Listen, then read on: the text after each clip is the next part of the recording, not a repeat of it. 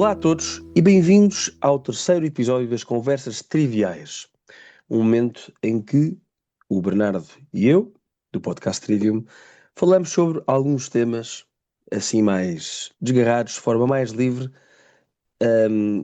mas com o mínimo de profundidade para tornar isto minimamente interessante. Então hoje os temas que trazemos são os seguintes. Vamos falar sobre uma intervenção que o nosso caro amigo Bernardo teve no lançamento do livro do Dr. Pedro Afonso, psicólogo, se a memória não me falha. Vamos também Psiquiatra. falar, psiquiatra, peço desculpa. Vamos também falar dos quatro filmes preferidos do Papa, Leão XIV.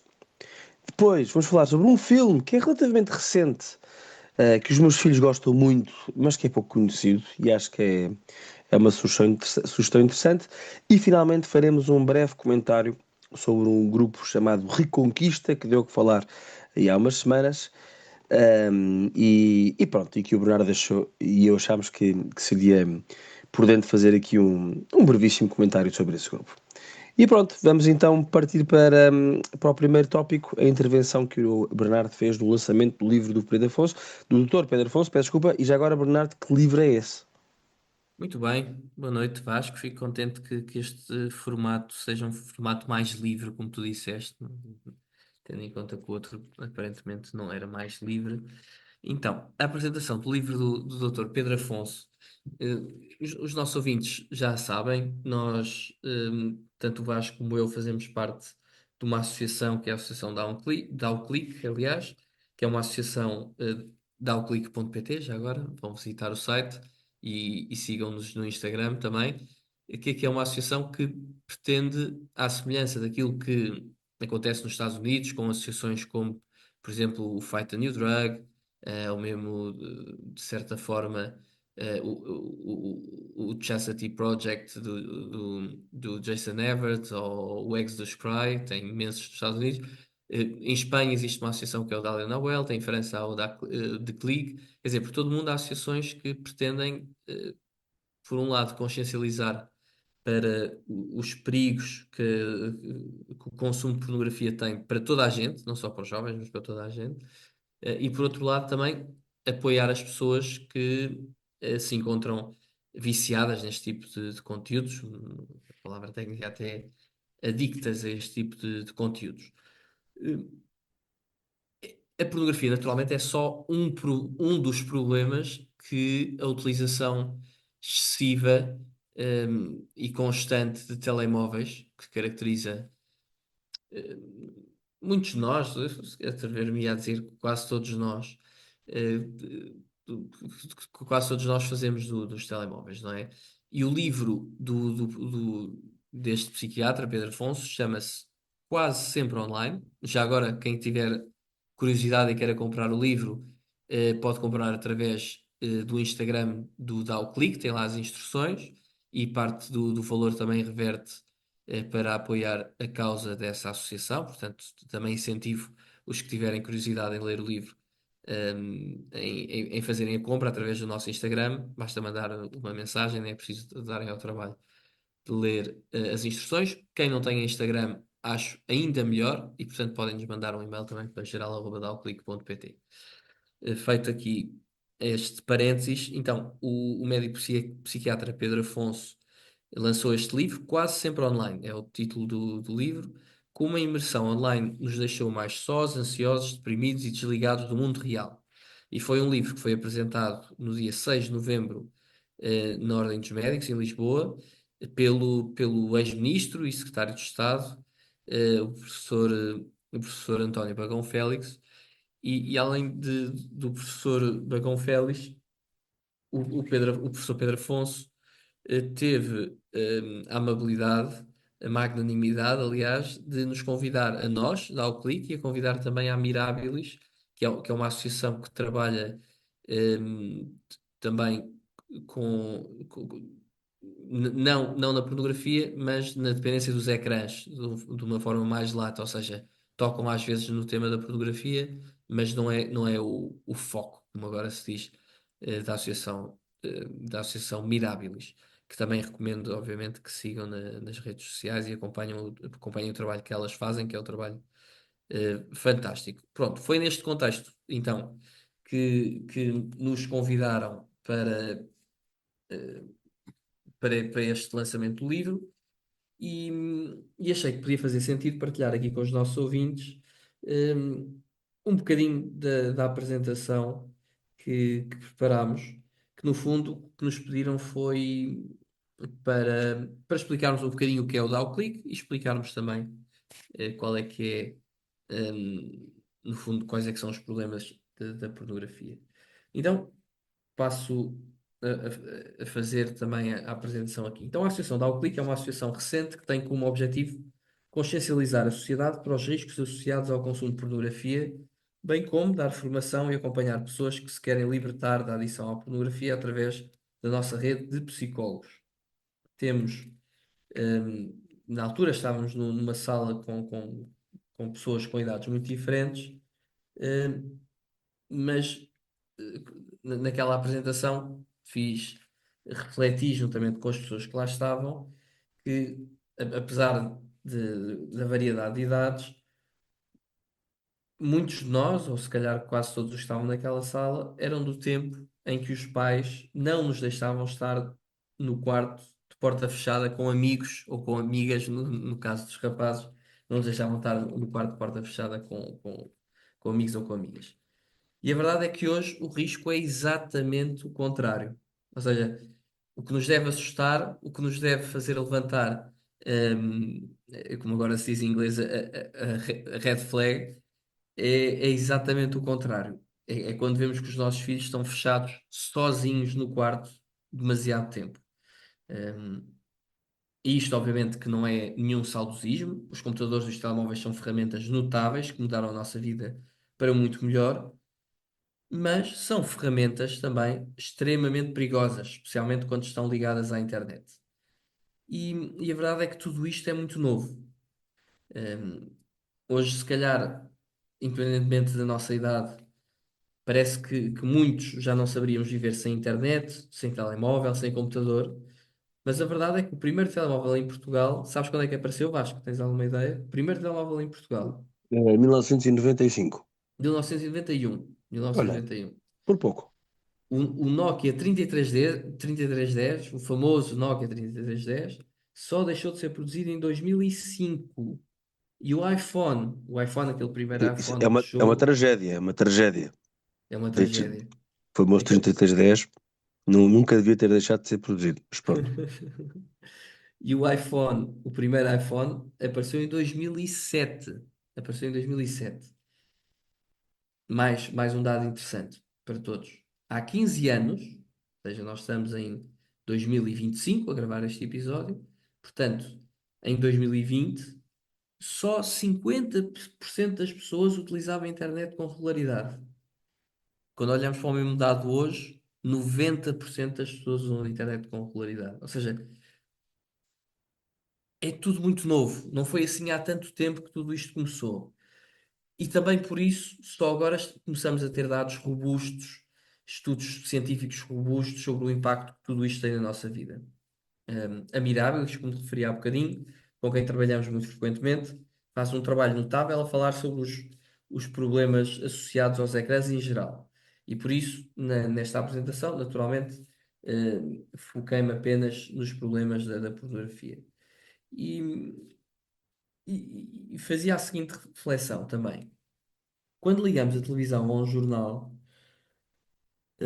compreendemos que uma parte muito significativa do espaço noticioso e mediático em Portugal gira em torno, eu diria, três ou quatro assuntos. Agora, no momento em que estamos a gravar, estamos nas vésperas das eleições presidenciais, portanto fala-se muito de presidenciais, mas regularmente, numa ótica mais recorrente, se quiserem, os assuntos giram em volta de saúde, o estado do SNS, imigração, habitação, segurança e, no fundo, depois as relações que todas estas questões têm entre elas.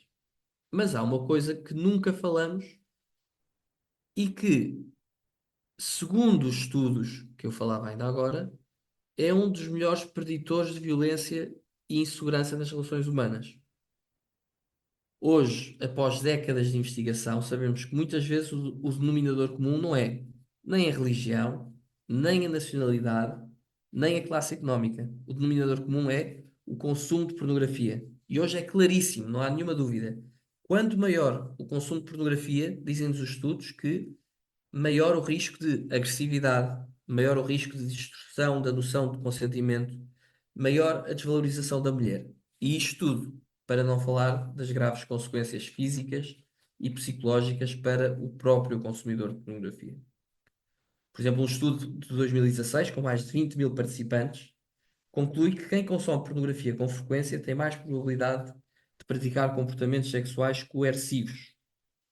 Uma das coisas que agora se fala muito, e que tem havido muito debate, principalmente no Reino Unido, é a prática, e peço desculpa agora esta parte de ser um bocadinho gráfica, mas é a prática do estrangulamento durante as relações sexuais, com danos muito graves e, em alguns casos, até a morte. Outro estudo, este de 2022, um estudo mais recente, mostra que a exposição contínua à pornografia aumenta a violência no namoro. E em Portugal, o que eu sinto é que nós ainda temos muito pudor em falar disto. Mas está na altura de enfrentar o problema de frente. A pornografia já não é mais uma questão apenas moral ou subjetiva, que diz respeito apenas ao próprio sujeito. Hoje, eu acho que não exagero se disser que estamos perante uma verdadeira crise de saúde pública. E não é por acaso que pelo mundo fora hoje chamam a pornografia a nova droga ou a cocaína digital. E não é um exagero. Porque hoje sabemos, e aqui o Vasco fala muitas vezes sobre isto, já estudou o assunto também com alguma profundidade. Hoje sabemos que o efeito que o consumo de pornografia tem no cérebro é muito semelhante ao efeito das drogas químicas pesadas. E além de alterar o nosso cérebro, E do isso, álcool, peço e do desculpa. álcool, pronto, e do No caso álcool. de pessoas alcoólicas, entenda-se. No caso de pessoas alcoólicas, diz o Vasco Sim, enquanto bebe uma cerveja da Badia Belga. esta aqui é alemã, por acaso, mas tudo bem. Mas desculpa, peço desculpa, não quero agora aligerar aqui um tema que é muito sério e é particularmente Não, sério mas para mim. estas conversas são mais livres e mais aligeiradas. É Tu já verdade, é tinhas verdade. dito. Tu ficaste ofendido com a questão do livro, Não mas fiquei. tudo bem, ficaste, obrigado, mas Além, continua. Estavas a falar. além de alterar. Não, mas Sim, estava a dizer que sim. além de alterar o nosso cérebro, vicia. Eu não vou entrar agora em detalhes muito técnicos, eu acho que depois, se quiser, pode explicar. Mas além de alterar os circuitos, as ligações neuronais do nosso cérebro, vicia, altera a percepção do outro e transforma, ao fim e ao cabo, eh, o relacionamento entre as pessoas, entre homem e mulher, ou entre o que for, numa forma de consumo do outro, ainda que involuntariamente. eh, Quer dizer, o consumo de pornografia torna-nos propensos a tornar as nossas relações quase que uma relação de consumo, de consumidor e não de, naturalmente, de duas pessoas, de dois humanos. No fundo, torna as relações no género de um egoísmo partilhado, em especial as relações sexuais, naturalmente, mas não só as relações sexuais, a forma como nós olhamos para as pessoas na rua. E tem uma agravante, que quem conhece estas coisas do cérebro sabe que o cérebro se vai habituando aos níveis de dopamina, vai-se criando uma habituação aos níveis de dopamina, e isso gera, na prática, depois um incentivo para procurar repetir aquilo mais e mais vezes, e não só mais e mais vezes, mas em doses cada vez maiores e em formatos cada vez mais violentos e extremos. E não é por acaso que as categorias mais pesquisadas nos sites pornográficos, sabemos hoje, porque há rankings deste tipo de pesquisas, sejam constantemente conteúdos que envolvem termos como barely legal, teen, um, ou- há também imensos conteúdos por exemplo, violações, bestialidade. hum, e também não é por acaso que, hum, que existem estes conteúdos de estudos. Dar outra nota importante. É impossível, isto dizem-nos também, é um dado conhecido estatisticamente, que é praticamente impossível uma pessoa saber se o conteúdo que está a consumir, o conteúdo pornográfico que está a consumir, hum, é impossível saber se são conteúdos consensuais ou não. Não há forma não há nenhum certificado que nos diga se aquilo são conteúdos consensuais. E sabemos várias histórias de pessoas que tiveram, que foram violadas, que foi filmada a violação, ou que, mesmo não tenham sido violadas, que o encontro foi filmado sem o consentimento de ambas as partes, ou que mesmo com o consentimento de ambas as partes, foi posto sem o consentimento de ambas as partes na internet. Quer dizer, qualquer destas situações é de uma gravidade extrema. E o que acontece, nós hoje já sabemos praticamente todos, mas não faz mal voltar a reforçar, tudo o que entra na internet não sai da internet. Tudo o que entra na internet não sai da internet. Uma mensagem enviada pelo WhatsApp, uma mensagem enviada pelo Facebook, ou pelo Instagram, ou pelo TikTok, ou o que for, com um conteúdo íntimo, ou com outro conteúdo qualquer, mas o conteúdo íntimo, por maioria da razão, não volta a sair da internet. E há imensos casos que nós conhecemos em que as pessoas tentaram agir através dos tribunais, através das instâncias jurídicas próprias. Os tribunais obrigaram os sites, obrigaram as plataformas a tirar aqueles conteúdos não consensuais de lá, e a verdade é que os sites efetivamente tiram e passado 5 minutos aparece noutro e noutro e noutro e noutro site, porque já obviamente já alguém Mas, fez o ó download. Bernardo, desculpa, Faz. só, é que há aqui uma nuance que tem exatamente a ver com isto que tu estás a dizer, que é, uma vez dentro da internet, nunca mais sai da internet, não é? De alguma forma. Que é, há determinados conteúdos que no limite poderiam ser consensuais no momento em que foram filmados, não é?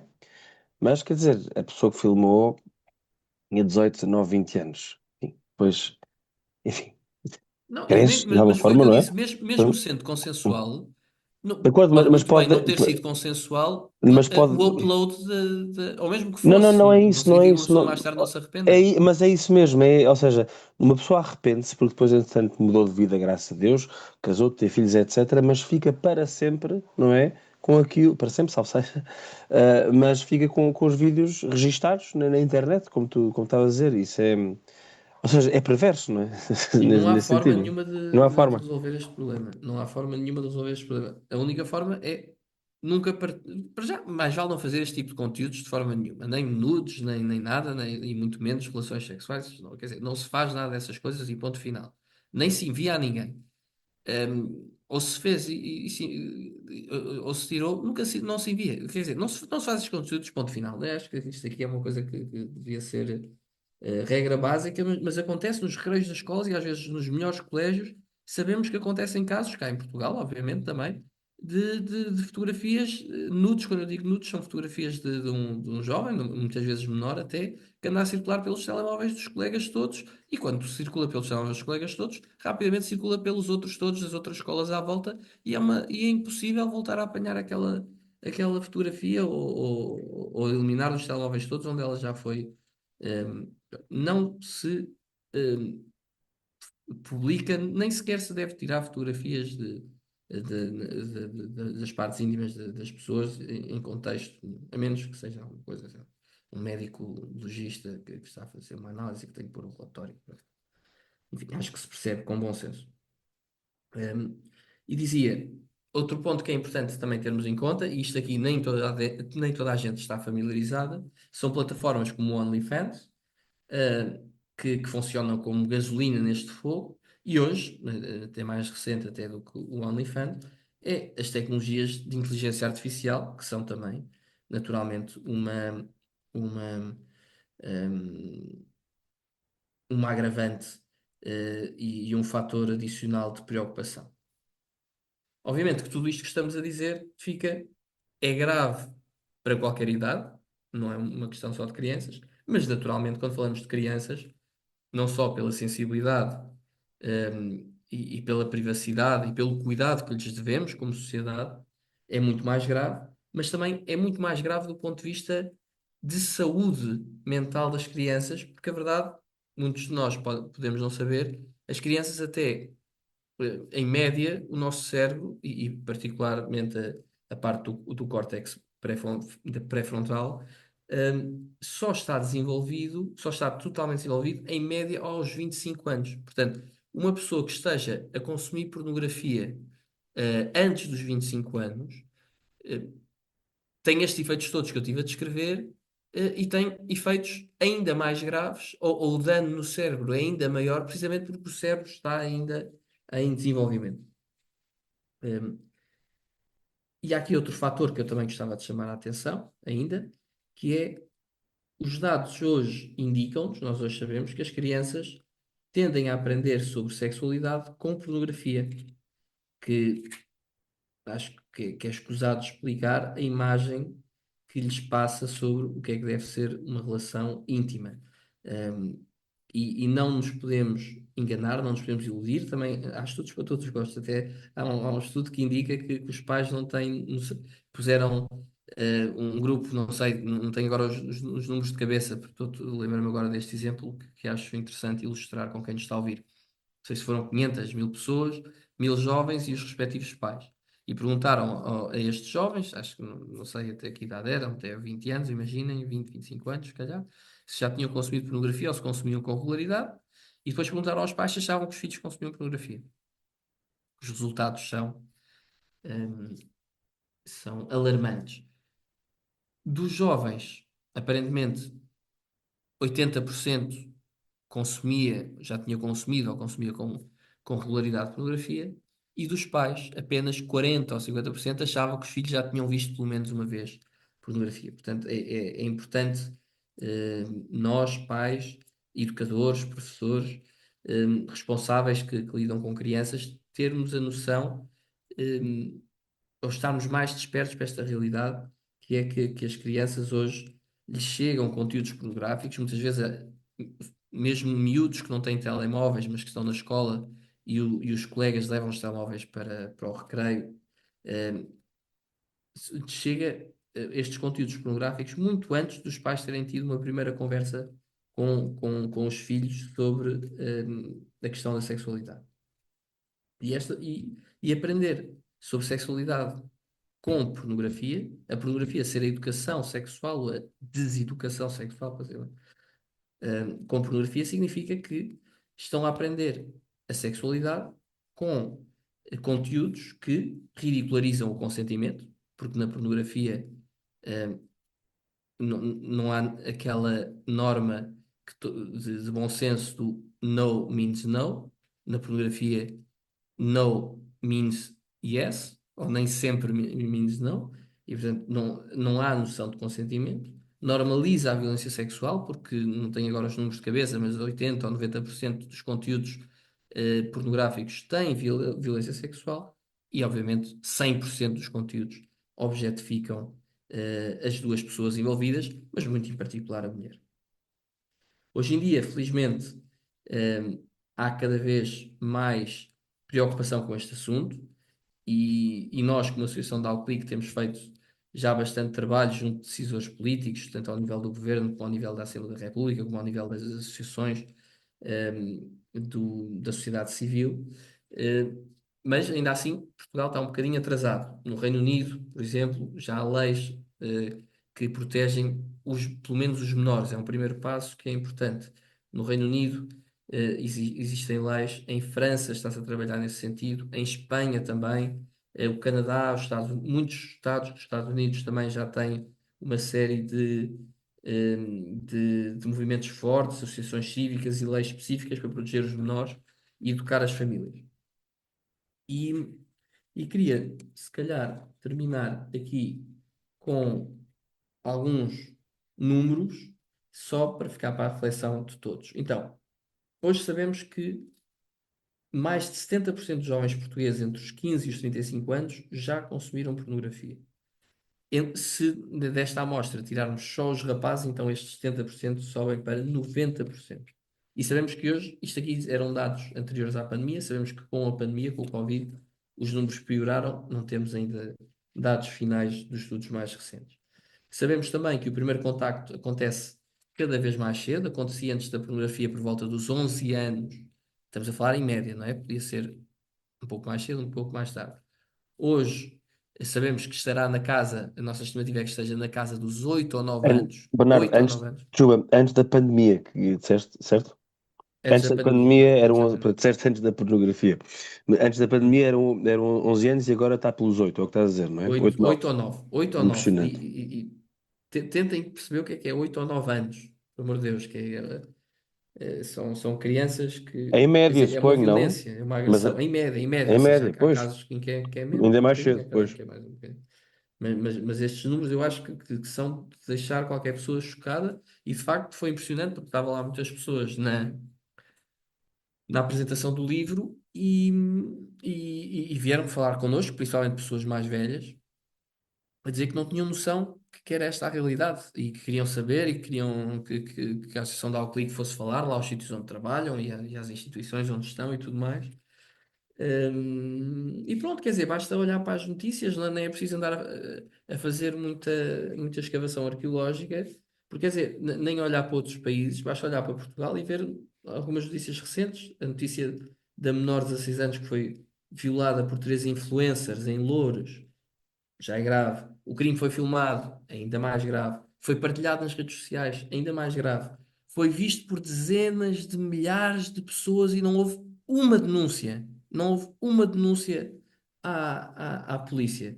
Quer dizer, isto é os efeitos que a pornografia tem naqueles consumidores, consumidores, não quero tratar as pessoas como consumidores, mas nas pessoas que a consomem. É este tipo de sensibilização que provoca no cérebro das pessoas.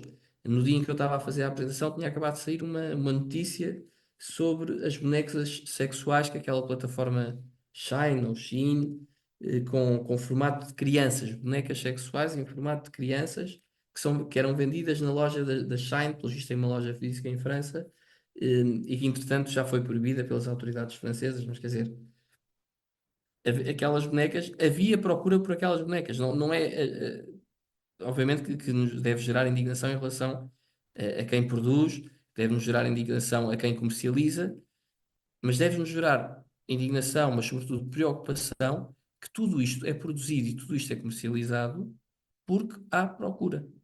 Porque há procura. É isto que nos deve preocupar, sobretudo. Um, e, e não vos vou.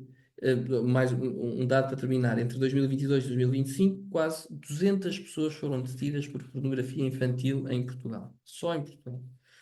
Um, e por isso. um, é um bocadinho isto que nós tentamos fazer no Dá o Clique, no fundo, ajudar os jovens a escolher a liberdade em vez da dependência, as famílias a proteger aquilo que têm de mais precioso e depois os educadores e a comunidade política a ter ferramentas para lidar com esta verdadeira pandemia. Esta também é uma verdadeira pandemia que nos deve preocupar muitíssimo, porque vai demorar muito mais tempo a passar do que a do Covid. Mas é a mensagem quero deixar uma mensagem de esperança também, é que não é um destino inevitável da era digital, não é uma, uma inevitabilidade desta era digital.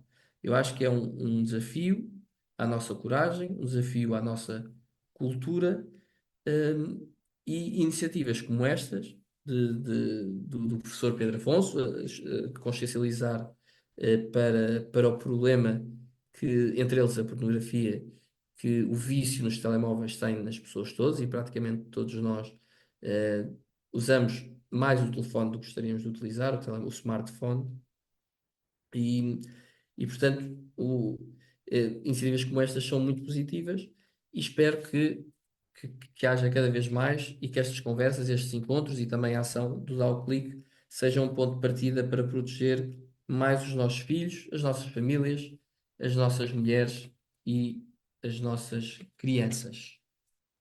Amém. Olha, Bernardo, obrigadíssimo e muito Dixit. obrigado também pelo trabalho todo que vocês têm feito no Dá o Clique. Só dar aqui uma Que nota nós para temos os feito, mais. Vasco, nós temos Nós, feito, pelo sim, é amor de Deus. verdade, vou colaborando convosco. Mas só para aqui para os mais curiosos, do ponto de vista da neurociência, e para perceberem o que é que acontece com o consumo de pornografia, sobretudo continuado, é sempre mau, não é? Mas continuado no tempo tem um efeito no cérebro, tu mencionaste há pouco, Para os mais curiosos, aconselho-os a pesquisar na internet um, o Your reward. Brain on Par. Não, não, não, não é isso, é o ciclo da recompensa. O ciclo da recompensa, peço desculpa, a via da recompensa, em inglês, reward system, que é, ou seja, precisamente um ciclo neuronal, se quiseres, que está associado à libertação de dopamina e perceber, ou seja, vai perceber como é que a pornografia, enfim, e outros males viciam-nos, não é? E perceber como é que isto, qual é o efeito produzido, os mecanismos acionários ao nível do cérebro. Reward system, é muito interessante.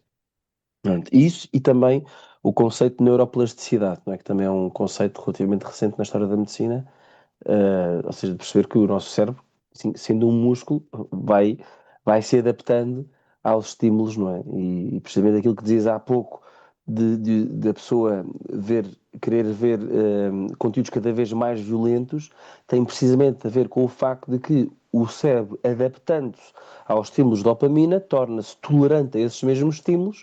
Portanto, o que segue é para ter enfim, uma pica maior, se quiseres, um clímax maior, se puder usar assim até uma expressão mais deste género, então o impulso tem que ser cada vez mais forte, não é?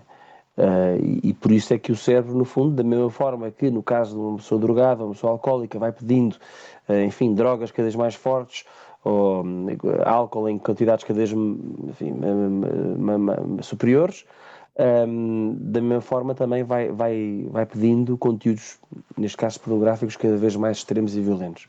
Mas é muito interessante, enfim, interessante, triste naturalmente, assustador até, mas perceber como é que isto funciona no cérebro. Reward System. Bom, avançando, o próximo tema que temos aqui são os 4 filmes preferidos do Papa Leão XIV. Pronto, uma coisa engraçada. De onde é que isto surgiu? Portanto, o Papa teve, no dia 15 de novembro, teve uma audiência com as pessoas do mundo do cinema, um, onde disse coisas muito interessantes. Pronto, quer dizer, isto não é nada de outro mundo. Eventualmente, o Papa Francisco também terá tido, o Papa Bento XVI também. Bem, o Papa Bento XVI tem aquele famoso encontro no CCB, quando veio a Portugal em 2010, com enfim, o mundo dos artistas, uma coisa assim, onde, como é que é? Onde tem aquela frase muito famosa, de fazer das vossas vidas lugares de beleza, uma coisa assim. Acho que é essa a frase. Mas pronto, enfim. É um encontro do Papa, o Papa encontra-se com muitas pessoas, os Papas encontram-se com muitas pessoas e houve agora um encontro com as pessoas do mundo do cinema. E houve aqui algumas frases que eu recolhi também, que achei engraçadas. Vou ler muito rápido. Obviamente, tudo o que eu vou ler está disponível no site do Vaticano. Esta conferência em específico está traduzida para português. Já agora, se alguém do Vaticano estiver a ouvir, dizer que acho inadmissível que a Carta Apostólica sobre a Educação ainda não esteja em português.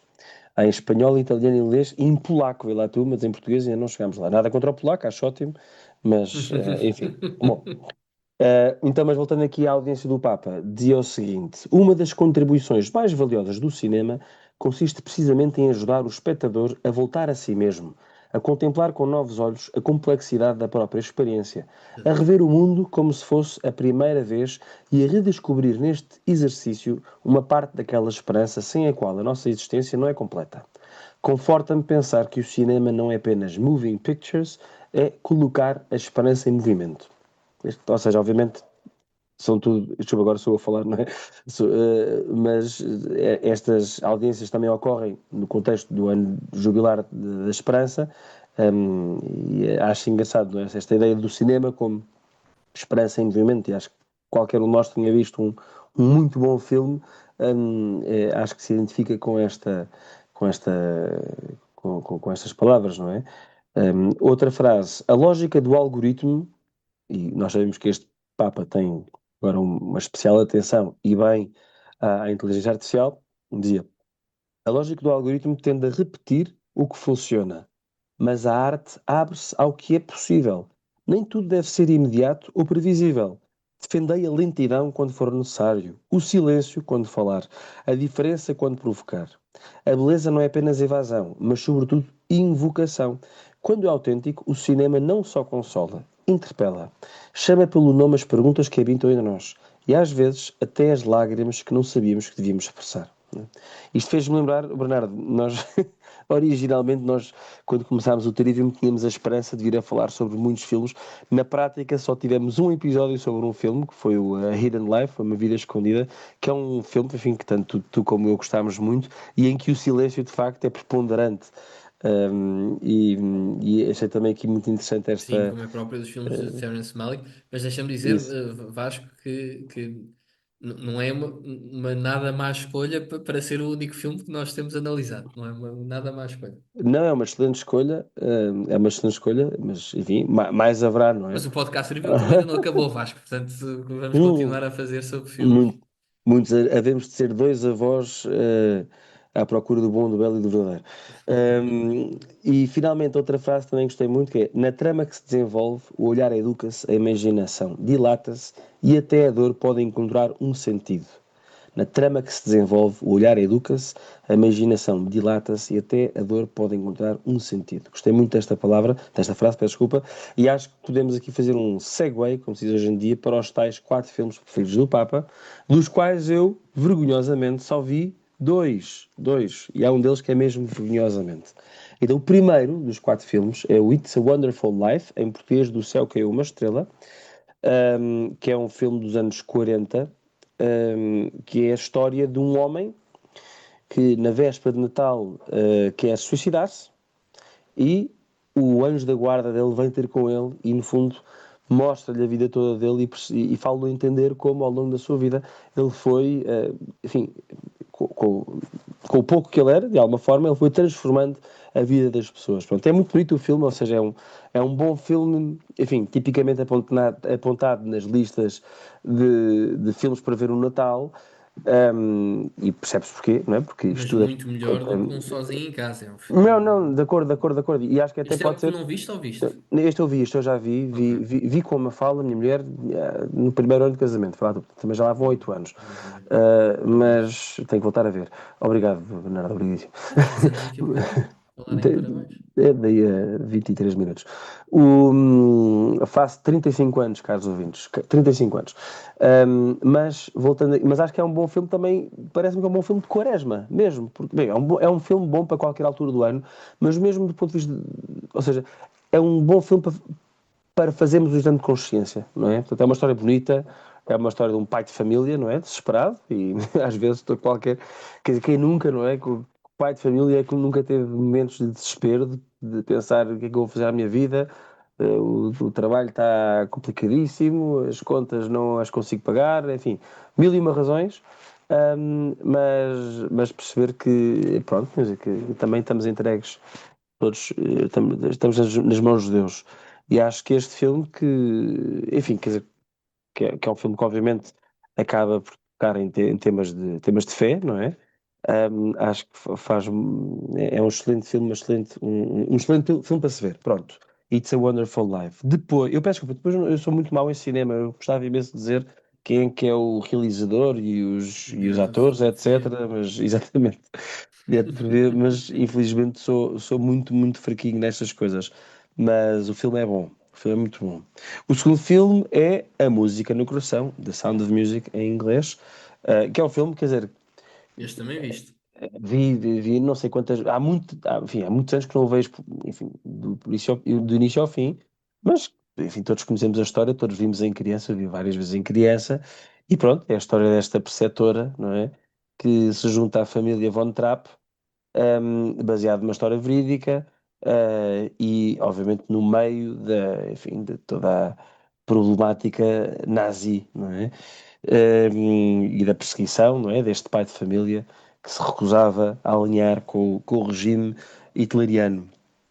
E depois, e com todas as músicas que se tornaram clássicos, enfim, em muitas, muitas, muitas, muitas casas, não é? Todos nós sabemos dizer though a deer, a female deer. Pronto. Pronto, a música no coração. Aqui eu sei com a Julie Andrews. É Julie Andrews, não é? Ou Julian Andrews, não é? Julie Andrews. Julie Andrews. Também, pronto, um Mas clássico. olha, tenho uma ligação ao filme que nós falámos, a Hidden Life, né? Também acontece na Áustria, mais ou Exatamente, menos é na mesma verdade. altura, ali do, como é que se diz? Anschluss. a anexação da Áustria. Da Áustria, sim, O Anschluss, miolo não está sim. um bocado É, Anschluss. enferrujado. Mas bonito, não é? Porque a família Von Trapp, e é uma história verídica também, a família Von Trapp, à medida que os nazis vão ganhando poder, vão sendo pressionados, não é?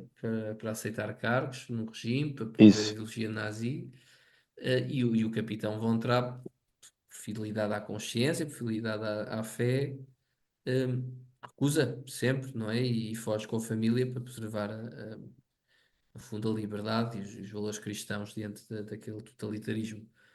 Por isso acho que é um filme também bonito, também, ou seja, para além da mensagem ser uma mensagem importante sobre resistência ao mal institucional e sobre a dignidade humana, sobre a coragem civil, se quiserem. Quer dizer, o próprio Uhum. filme em si é bonito, as paisagens são bonitas, a música é bonita, as cores são bonitas, é um filme que eu acho que vale a pena ver. Sim, já agora só dar a Acho que já nota, toda a gente viu, é daqueles filmes que não mas se esquece.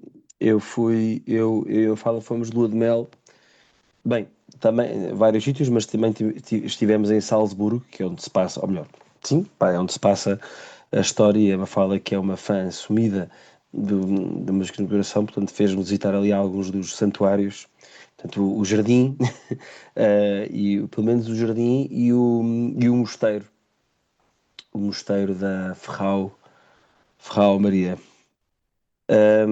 Só dizer, dar-te uma nota que eu tenho o livro das memórias dela. Que engraçado. Exatamente. Não, Eu tenho o livro não conheci. das memórias dela, pronto. Suponho que o filme seja baseado nas memórias, E mas leste? pronto. Não, não li, não li, não li. Ainda não li, mas pronto, Justíssimo. tenho lá em casa. Bom, os próximos dois filmes são os tais dois que eu não vi. O primeiro, chama-se Ordinary People, em português, Gente Vulgar.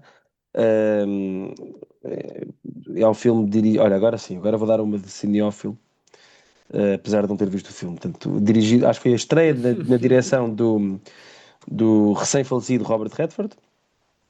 E um dos atores, pelo menos o que eu conhecia melhor, era o Donald Sutherland. Pronto, e Uhum. tanto quando percebo, é um filme de um drama familiar, os pais com dois filhos, um deles morre, o filho que sobrevive sente-se culpado, imensos problemas de enfim, problemas de consciência com isso, a mãe quer manter as aparências e que ninguém perceba que a família está a passar por enfim, pronto, um drama mais do que compreensível. Mas pronto, eu nunca vi o filme, não sei se já viste, Bernardo. Eu vi, mas já vi há muito tempo, já não lembro bem da história, para ser totalmente sincero.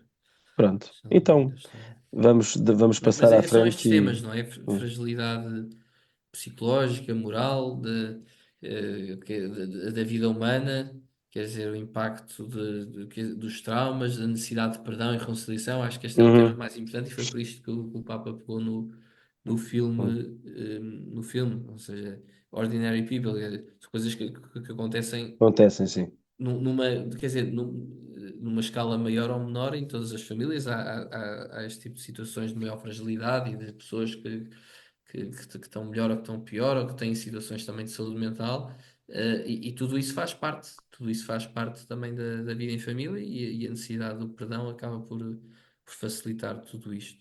Eh, Exatamente. Acho que acaba Mas por ser um pronto, pouco, um pouco por aí, mas vou, confesso que não me lembro ao detalhe da história. vou ter que arranjar um filme e ver. E o quarto filme, e aqui é que é a grande Isto é vergonha, vergonha, esta é é a mesma vergonha. vergonha, nunca vi. Eu já quis ver. Eu vejo muitos filmes em casa com a minha mulher. É assim, um dos programas. Sabes que nós, até ao Covid, íamos talvez uma vez por mês ao cinema, às vezes mais. Desde o Covid que, enfim, deixámos de ir ao cinema. Foi assim uma quebra. Mas, em todo o caso, ao por outro lado, vemos muitos filmes em casa. Eu houve uma vez que eu queria mesmo ver A Vida é Bela, mas a Mafalda estava noutra. Queria ver uma coisa um bocadinho mais feliz, Mais leve. É que é mais um leve. filme, é um filme lindíssimo, mas é pesado.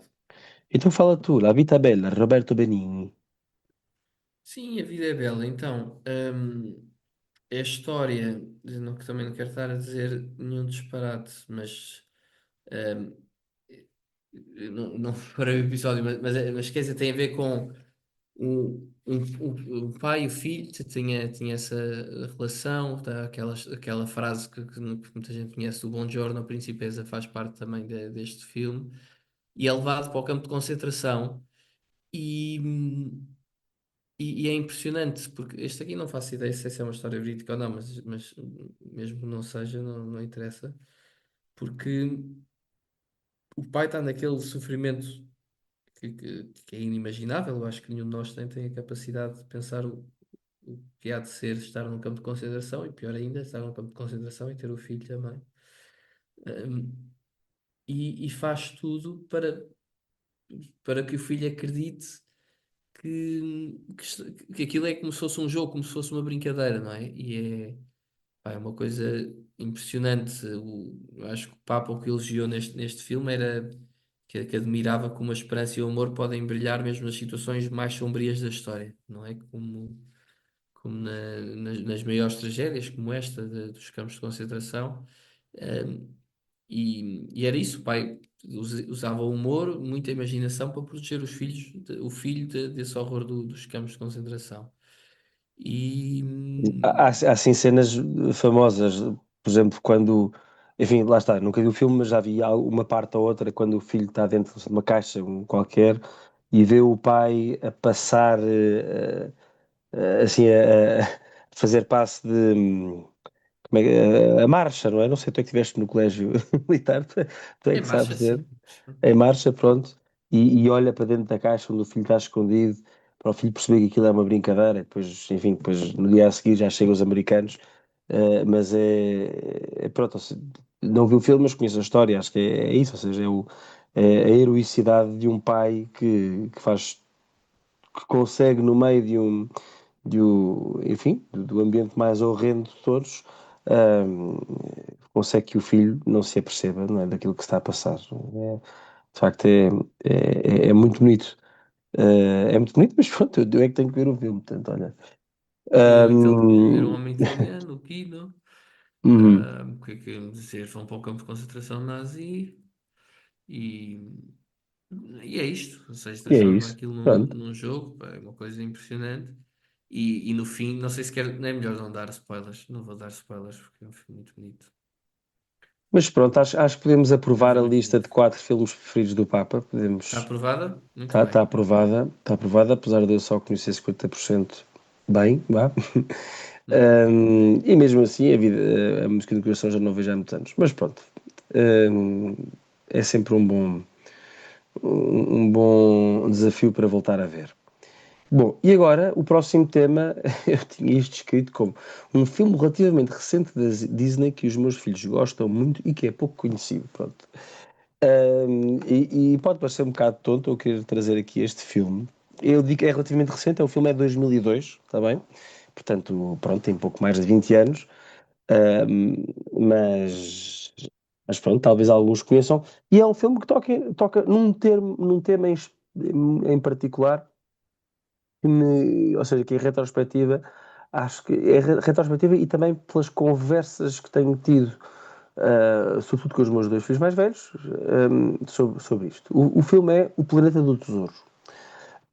O que é O Planeta do Tesouro? É um filme da Disney, como disse há pouco, de 2002, e que é um recontar da história da Ilha do Tesouro, do Robert Louis Stevenson,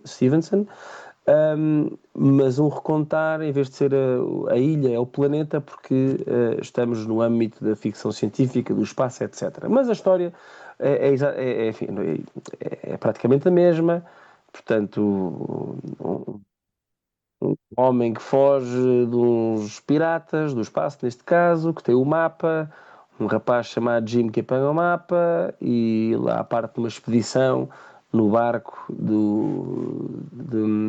já não sei quem, em procura desse, não da ilha neste caso, mas do planeta. Pronto. Mas depois há aqui algumas adaptações que o livro, que o filme acabou por fazer. Só, já agora dar uma nota, é muito provável que os nossos ouvintes nunca tenham ouvido falar deste filme. Porquê? Porque este filme foi um desastre nas bilheteiras. Um desastre nas bilheteiras. Não só foi o filme, Portanto, estamos aqui nesta fase, 2002, início dos anos 2000 é aquela fase de transição da Disney entre os desenhos animados ditos tradicionais, não é? Portanto, com os desenhos a 2D, não é?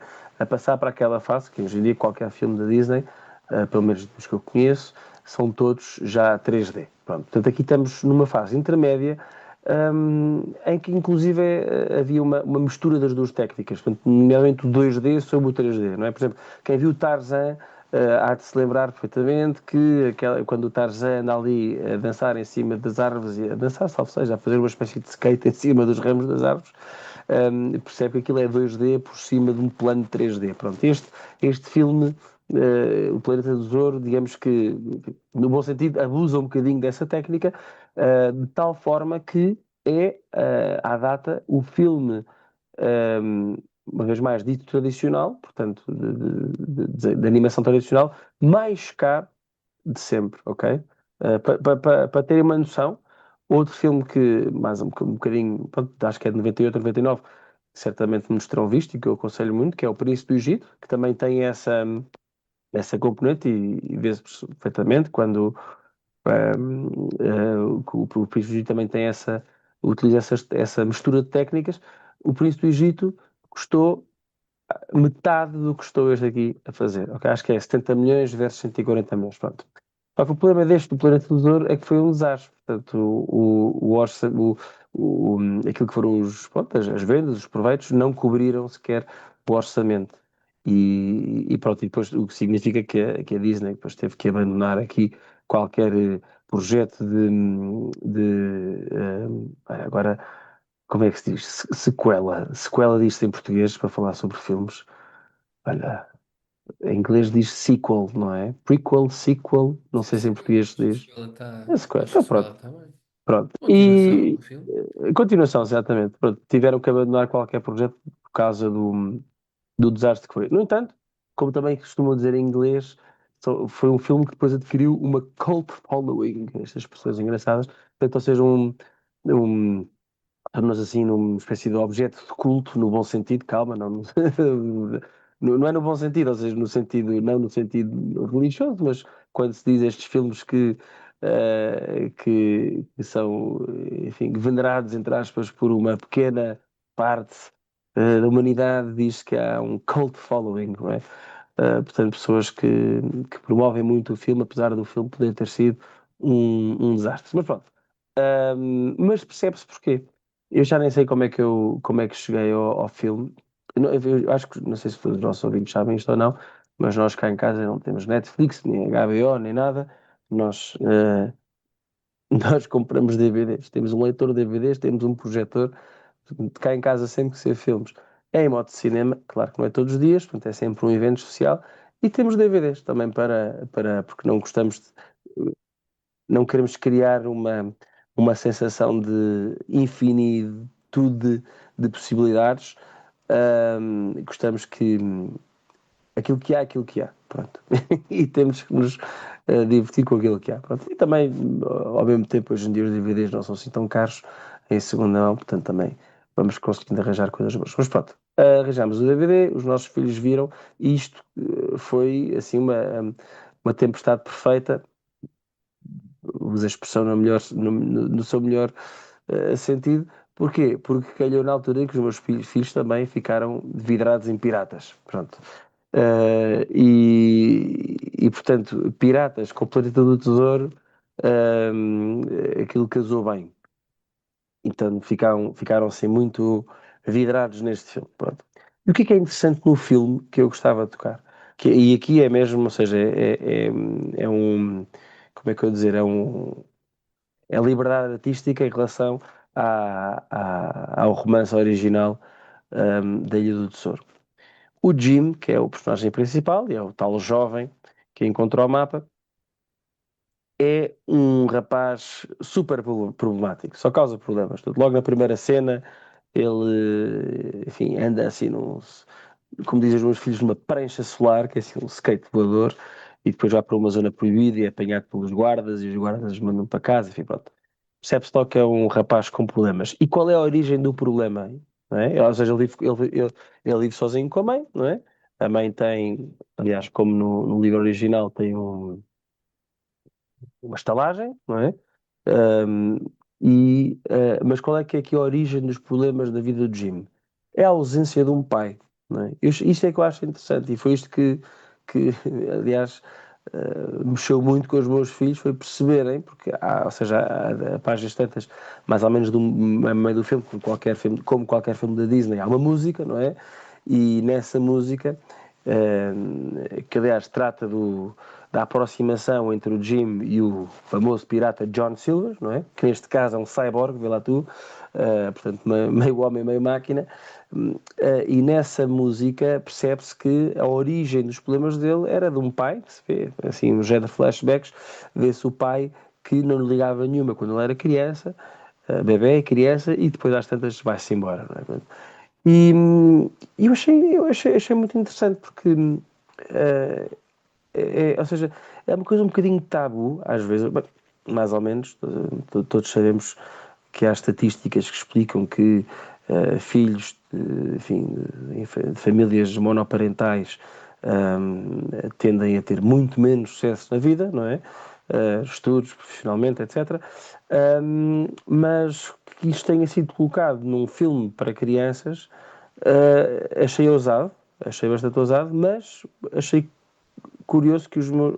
Obviamente estamos a falar de há 23 anos, não é? Mas os meus filhos terem percebido isso e terem ficado assim, tocados por isso, e até as boas conversas que se geraram com os meus filhos, ou seja, para eles saberem não, que o pai, este pai, eu, não é? Eu nunca vou sair de casa, o pai nunca vai abandonar, é horrível um pai abandonar a família, etc. Mas pronto, achei interessante, portanto eu convido assim quem quiser para ir ver este filme do Planeta do Touro. E para além de ser um filme daqueles para a família toda, muito entretém, é divertido, está bem feito, pronto, já sabe, foi caríssimo, não é? Mas acho que merece a pena ver para quem gosta de filmes da Disney, e sendo este também a adaptação de um clássico, acho que poderá fazer sentido ver. Não sei se, Bernardo, se tu alguma vez viste o filme, estou aqui a falar. Sim. Quer dizer, eu acho que tu puseste cá em casa, ou alguém pôs cá em casa É quando verdade, tens no razão. encontro fizemos aí um encontro de casais da nossa equipa, Isso. aí há uns tempos aqui em casa, para os nossos ouvintes. Hum, e foi daqueles encontros em que vinham os miúdos todos, estavam 30 crianças cá em casa e não estavam os casais todos. Fizemos umas babysitters para conseguir minimamente fazer uma reunião entre os pais. E a dada altura reparei que eles estavam a ver esse filme ali na sala. Os miúdos ficaram todos ali numa sala que nós temos cá em casa. E reparei Então, que eles estavam a ver esse filme e depois, pronto, agora que estavas a falar da história, associei. há de ver um Há dia, de, há de ver. há de, E, há e de. pronto, era isto que queria Mas falar. tu viste o Portanto, filme antes deles verem?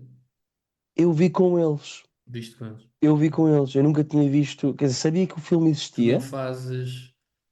Como é que tu sabes o que é que recomendas aos nossos ouvintes para Ok. saberem se o filme é bom ou não Sim, estou a para os filhos perceber. verem? Sim. Olha, antes havia uma coisa ótima, que era o Catholic Movie Review, Ainda existe? CMR. Mas eu acho que existe o site, mas acho que deixaram de fazer. Deixavas em reviews mais recentes. Sim, críticas de filmes mais recentes e era ótimo porque dava para. Isto, sobretudo, quando eu ia ao cinema, mesmo quando eu ia ao cinema, como eu falo, portanto, se que o filme era uma porcaria, péssimo, do ponto de vista moral, não fazia sentido ir ver. Pronto. Atenção, isto não quer dizer que não haja bons filmes que toquem pontos morais mais ambíguos, não é isso que eu estou a dizer, mas às vezes um filme que sabe que é só patetice, não, a pessoa não tem que perder tempo com isso. Mas havia isso, mas hoje em dia, quer dizer, procuro também alguns, às vezes sites, não sei dizer os nomes, mas até mais protestantes, são bastante ativos disso. Procuro isso grosso modo é isso também, mas obviamente para filhos meus tenho o hábito de ir ver se são coisas boas ou não, mas uma vez mais também Ou então recomendação de amigos eu também. sim, mas nós também controlamos tudo o que entra cá em casa, não é? Ou seja, não há vamos ver aqui este filme que está aqui no YouTube ou no Uhum. Netflix, não há, não. Ou seja, o que eles veem é aquilo que nós compramos. Pronto. Sim, isso tu Por explicaste, isso, mas a pergunta hum, estava a montante, é como é sim. que decides o que é que tu Sim, sim, compras? sim, sim, de acordo, de acordo, de acordo, de acordo, sim. Mas bem, Esses sim filmes. senhor. Bom, e olha, Falar em temos aqui comprar, o. Exatamente. Comprar? O que é que tem a ver com comprar aquilo que vais dizer agora? deixa-me pensar. Vamos comprar. Queres comprar-me Uma o guerra. próximo tema?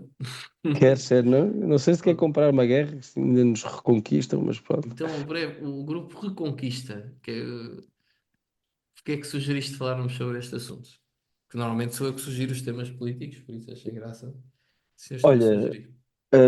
portanto, houve uma polémica, está bem, que eu nem vou entrar na polémica em si, não, acho que é a mesma parte menos interessante, mas houve um deputado português que enviou um vídeo para este grupo, a apoiá-lo, no contexto enfim, da sua Assembleia Geral, ou o que foi, pronto, do seu encontro, como é que se chama? Certo.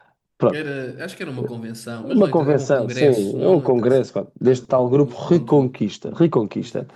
E aquilo, obviamente, falou-se muito, e eu fui ver quem eram estes camaradas da Reconquista. E reconheci logo o chefe daquilo tudo, portanto, um tal de Afonso Gonçalves.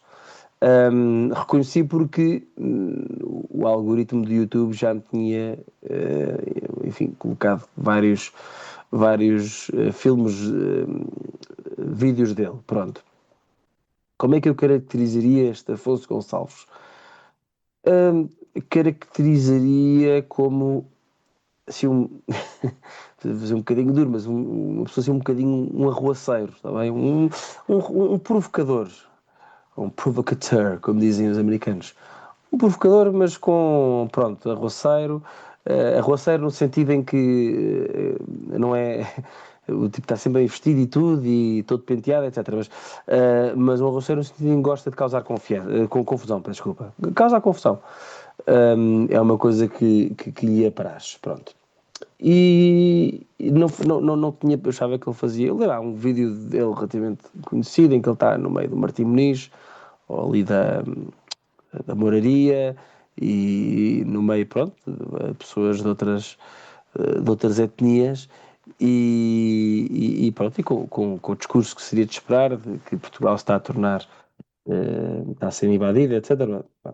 Claro que, atenção, há aqui temas que eu compreendo, não é? Ou seja, eu estou, e não tenho medo nenhum, nem vergonha de dizer que estou dentro do grupo de pessoas que acha que temos que ter seja, tem que haver controle de imigração, não é? E acho que os oito anos do governo socialista, enfim, quer dizer, causaram aqui uma situação que não se percebe bem como é que se vai tratar, porque de repente abriu-se a porta a tudo e a todos, sem qualquer tipo de crivo, e temos agora um problema grave em mãos. Pronto.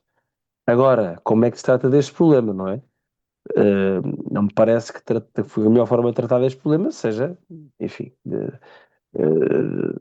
tratar como sendo, ou seja, adotando uma postura racista e de superioridade, etc. Pronto. Enfim, este camarada Afonso Gonçalves depois foi ver uma coisinha ou outra e até às tantas eu percebi que ele foi entrevistado pelo o Miguel Milhão, também conhecido por Mike Billions, e há um clipe onde ele tem a lata de falar das mulheres no geral, de uma forma altamente depreciativa, nomeadamente dizendo que, uma coisa que toda a gente sabe, que as mulheres são menos inteligentes que os homens, e enfim, pronto, ele diz isto e achei francamente incrível que, pronto, que este tipo, que tenha, que uma pessoa que diz isto pronto, apetece-me dizer no século XXI, mas quer dizer, também há doidos para tudo, do lado e do outro, não é? Mas que tenha tanta visibilidade e tantos seguidores. E depois fui ver isto, precisamente, quem é que anda atrás deste tipo? Quem é que liga a este tipo? Quem é que dá crédito a este tipo? E comecei a ver na página do Facebook do Reconquista, comecei a ver vários grupos, vários vídeos de apoiantes, quase todos a dizer que iam participar no terceiro congresso, não sei o que, não sei o que mais. Era Uhum. congresso, acho, pronto. E comecei a perceber uma coisa, eram todos rapazes e a grande maioria jovens, miúdos, não sei, fase final da adolescência, 20 e poucos, E isto fez-me perceber uma coisa, que depois percebi ainda melhor quando alguém me disse: Ah, este tipo é o Nico Fuentes português. Eu não fazia a mínima ideia que era o Nico Fuentes, até depois de ir ver que era o Nico Fuentes, e percebi que o Nico Fuentes é um tipo dos Estados Unidos, que também tem estado nas bocas do mundo recentemente, quando foi, sobretudo desde que foi entrevistado pelo Tucker Carlson, pronto, que é outro tipo que também, pronto, que um bocadinho tende para o Parece um provocador. bocadinho o paralelismo, não é? Porque É isso. o Afonso Gonçalves ganhou notoriedade porque foi entrevistado pelo Miguel Milhão. Aliás, já teve mais de uma vez nos podcasts do Miguel Milhão, que são que eu ouço, não Sim. ouço todos, Sim. mas ouço alguns, e de facto ele faz isto porque tem aquela visão que eu acho que bem utilizada pode ser razoável, de que deve deixar todos falar e discutir pacificamente, chegar a todos. E, no fundo ele não limita os convidados que quer ter lá no programa. Pronto, mas a verdade é que deu palco e deu reconhecimento. E o Nick Fuentes também, acho que se começámos a falar muito mais sobre ele nas últimas semanas, ao dia em que nós estamos a Sim. gravar, precisamente porque foi ao Oh, Tucker Miguel Milhão. Carlson. Pois, O Nick sim, Fuentes, sim, o sim, Nick sim. Fuentes ao Sim, Tucker Carlson e o, sim. e o Afonso Gonçalves ao meu. Mas eu digo já que acho que o Miguel Não são Milhão iguais, não são não iguais. são, acho que é uma Ah, pessoa é muitíssimo mais razoável do que o Tucker Carlson, na minha modesta opinião. Pronto. e o próprio Afonso Não. Gonçalves e o Nico Fuentes também não quero estar a dizer que o Sim, de Afonso Gonçalves acordo. é muito razoável. Não, Mas não, quer não, dizer, aquilo sim, do sim, outro sim. lado do Atlântico as coisas parece que são um bocadinho, Sim, sim, é sempre não tudo é? muito Mais exacerbado, exagerado, para o bem e mais para o já, mal, para sim, o bem e para o exatamente. mal. Para o Mas bem e eu para o mal. percebi a distinção, portanto, quem é que é este Nico Fuentes? Pronto, é um tipo, pronto, para quem o problema no mundo são os judeus Uhum. enfim, eh, O Gonçalves é eu- mais dos imigrantes, mas é mais imigrantes, em mas, ambos há sim, esta lógica que, como diria o René Girard, como é que se chama? Do bode expiatório, não é? Esta noção de que de facto isso, há ali um problema que não é os judeus e as isso, conspirações das vacinas e lá que o parta, no outro é as migrações, resolvendo o isso. problema da imigração, resolvendo os problemas dos judeus, Resolve-se o vivemos problema no do paraíso. mundo. Exatamente, é O que isso, é que isto nos exatamente. faz Sim, lembrar? sim, O que é sim. que isto nos faz lembrar? Só que, mas uma das coisas que eu percebi, pronto, do Nico Fuentes, sobretudo, foi o tipo é verbalmente super violento, super Sim, agressivo. sim, sim, é É mesmo. mesmo, é tipo, isso o Afonso Gonçalves, portanto, daquilo que vi, não é. Mas, Na entrevista com o Miguel Milhão, há vídeos dele em que também é assim um bocadinho. Aliás, ele já foi detido uma série de vezes pela já polícia, foi, sim, sim, precisamente sim, porque. sim, sim, sim. Eu nem sei se não foi este quando, enfim, quando morreu o Charlie Kirk, paz à sua alma, Foi, que se pôs, foi à frente pronto, da FCSH, da FCSH, Alma Mater, da tua terra, exatamente, e pôs lá uma mesa de e boa memória. a imitar o Charlie Kirk, não é? Portanto, punha-se à porta da faculdade com uma mesa e com uma frase, né? E ele pôs uma mesa e a frase que tinha lá escrita era a esquerda mata, está à frente da Debate me. FCSH, ou seja, Prove me wrong, não é? Como prove é me que wrong, é uma exatamente. coisa assim do género. Mas aqui a questão é, ou seja, quando vais com essa atitude, pronto, é mesmo, é literalmente só para provocar, não há ali qualquer intuito de um debate sério para chegar à verdade, pronto. Mas pronto, mas deixa-me só voltar aqui ao tema da comparação com o Nico Fuentes e deste camarada Afonso Gonçalves, porque depois, nas minhas deambulações, esta palavra existe, não existe? Deambulação, deambular. Sim. Uhum. Pelo YouTube, cheguei a uns tipos que eu acho muito engraçado, a um tipo que eu acho muito engraçado e interessante, que é o Konstantin Kissin. O Konstantin Kissin que tem eu estou aqui a escrever rápido só para garantir, sim, Konstantin Kissin que tem um podcast que é o Triggernometry, pronto, ele e mais outros, pronto. Mas este Constantino Kissin Foi o que tu me é um mandaste. tipo, Estava engraçado. sim, é um tipo interessante, que é um tipo tipicamente mais da esquerda liberal, mas é um daqueles de esquerda liberal que tem bom senso e sabem criticar aquilo que está mal.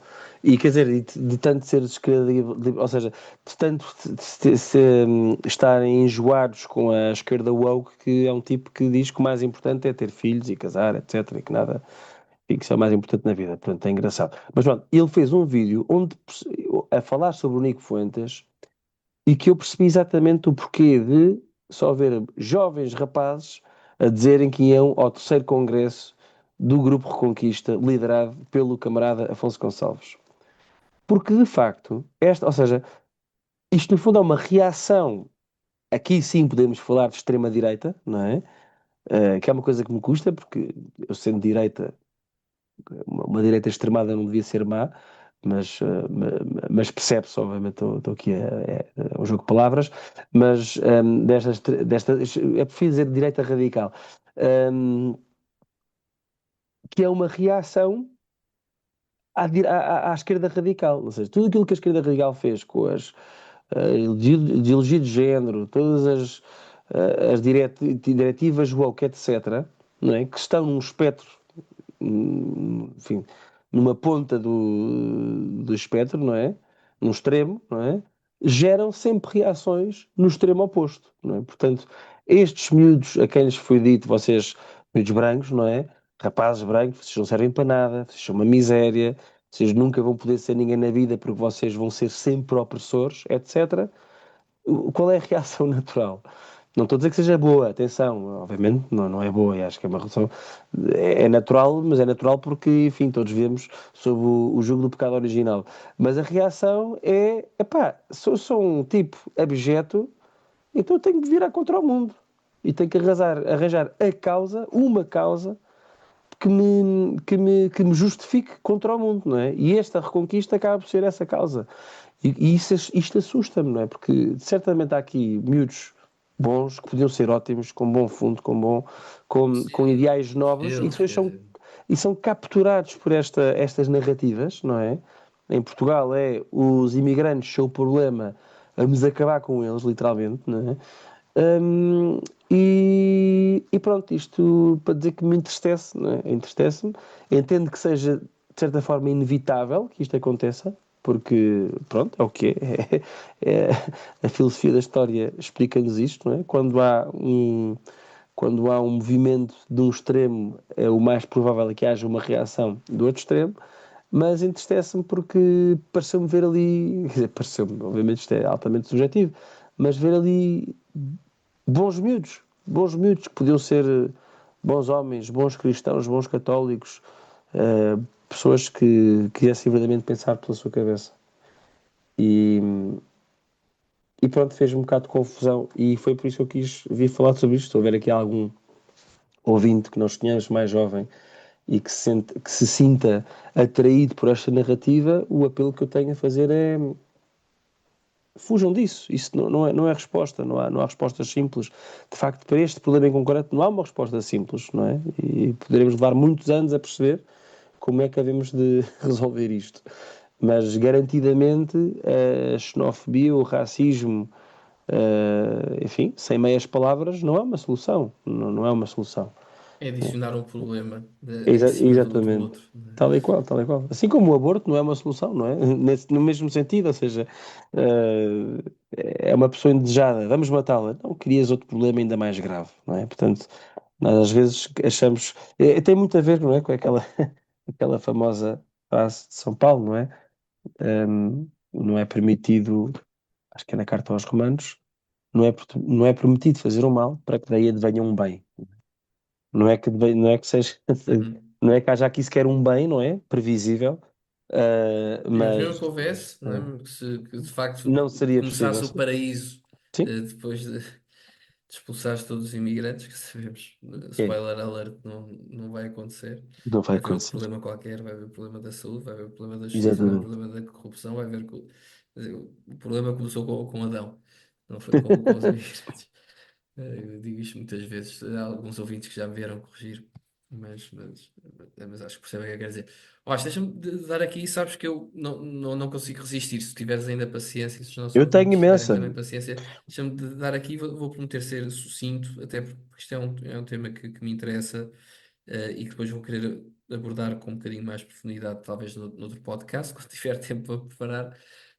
Mas deixa-me dizer que se calhar generalizar um bocadinho, ou seja, não olhando apenas para o Afonso, nem olhando só para o Nico, utilizando-os apenas como exemplo para um problema que me parece que é um bocadinho mais estrutural e um bocadinho mais abrangente do que propriamente o Afonso e o Nicolau. Não sei se é essa a tradução para português de Nick.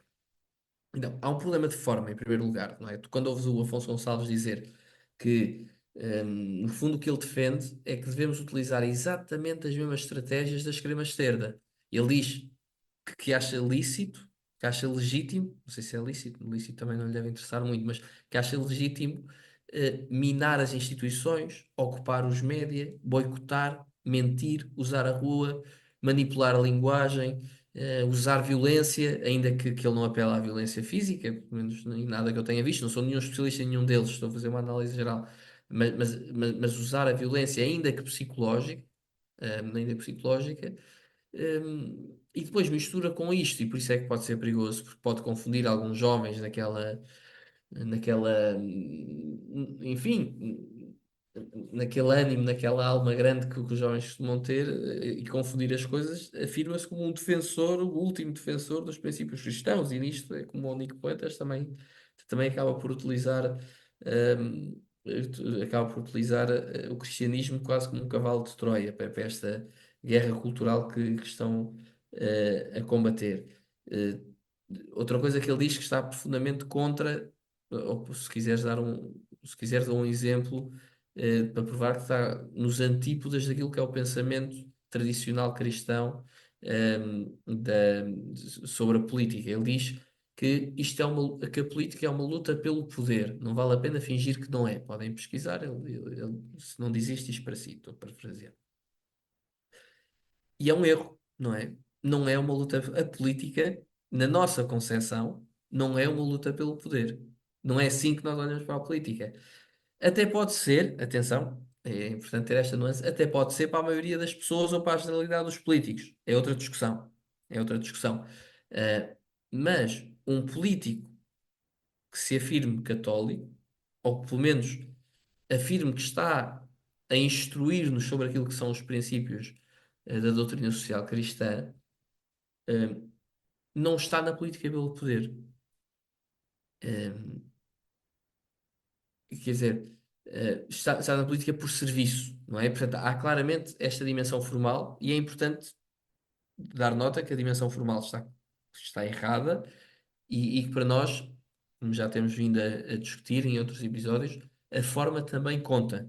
A forma também conta. Não conta só a substância, já vamos à substância, ehm, o conteúdo, a forma também conta. Quer dizer, basta ir à Veritatis Splendor e perceber que a dimensão formal é também uma dimensão que temos de ter em conta quando fazemos a análise moral de alguma coisa.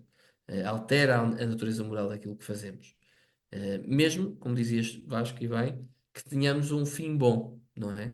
Uh, para instaurar o reino.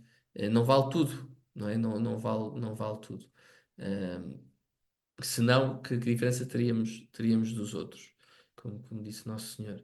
Mas eu dizia, há também uma questão substancial, não é? Uh, Tu falaste, eu não conheço muito bem, mas tenho esta ideia que tudo gira em torno da imigração, obviamente há claramente um problema de imigração em Portugal, e não só em Portugal, não é? Acho que é um problema, pelo menos ocidental, que é preciso resolver. Eh, eh, mas aquilo que eu já disse, em primeiro lugar, quer dizer, resolver o problema da imigração, não, resolvendo esse problema, não passaríamos a viver num paraíso. É muito importante nós termos esta noção de que a política não serve para criar um paraíso na Terra. Isto nem sequer é uma noção apenas cristã, não é? Eu acho que a boa filosofia política hoje sabe que qualquer regime, que qualquer filosofia política que prometa um paraíso na Terra é uma filosofia extremamente perigosa, porque nós já vimos, já se tentou, de facto, essas filosofias que prometiam um paraíso na Terra e vimos o inferno muito de perto. Vimos o inferno muito de perto. O que é que eu diria mais? Por exemplo, dando aqui exemplos do que é que Nico Fuentes pensa, Afonso Gonçalves, não sei se concorda, se não. Mas, por exemplo, acho que ambos defendem uma remigração massiva. Pronto, já comentámos o problema da imigração, é uma questão complicada que pode ter uma solução. Podemos, como católicos, defender diferentes soluções, mais fechar mais o país, abrir mais, quer dizer, acho que há espaço na doutrina católica para defendermos diferentes modelos de sociedade, isso é um ponto importante. Mas, por exemplo, quando ele me diz, já não sei se foi o Afonso, se foi o Nico Fuentes nestas entrevistas que agora houve muito coladas, deles disse, não, acho que foi o Afonso Gonçalves que dizia que, ao contrário do Chega, não queremos mandar os violadores para a prisão, queremos mandá-los de volta para a terra deles. Quer dizer, isto aqui demonstra uma claríssima falta de esclarecimento de- do fim que nos leva a pôr alguém na prisão. Porquê que nós pomos alguém na prisão? Quer dizer, o tratamento para um criminoso e para um desempregado deve ser o mesmo? Mandar para a terra deles? Pois. Eh, Sim, por sim. exemplo, e comparando aqui com o Nico Fuentes, já vimos que não são iguais. Quer dizer, o Fuentes é mais das conspirações, mais dos judeus, Gonçalves é mais dos imigrantes, mas há sempre este elemento aqui da, que já comentámos também do bode expiatório, não é? Achar que há um problema que vai resolver. E por isso é que o que é que eu queria dizer? Que no fundo, por favor, ninguém se escandalize com o que eu vou dizer, quer dizer, o maior problema destes senhores nem é tanto os problemas que normalmente são acusados. São racistas, antissemitas, misóginos, transfóbicos, racistas. Quer dizer, obviamente que isto tudo são problemas. Eh, mas há aqui, até de uma perspectiva agora mais cristã, olhando para a nossa tradição teológica e filosófica, quer dizer, há dois problemas. Bom, vamos chamar-lhes um género de um messianismo étnico, ou um messianismo racial, quer dizer, são termos que inventei agora, mas que são simples mentira, não é? Um, e depois o segundo problema, é que a abordagem destes senhores e deste clima cultural é uma abordagem de divisão, uma abordagem que divide.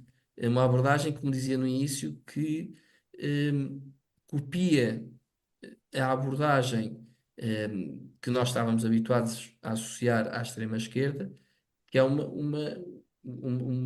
linguagem de divisão. Um, Inicialmente com Marx nós sabíamos que era a guerra de classes, mais recentemente com a esquerda woke seria a guerra de identidades, se quisermos.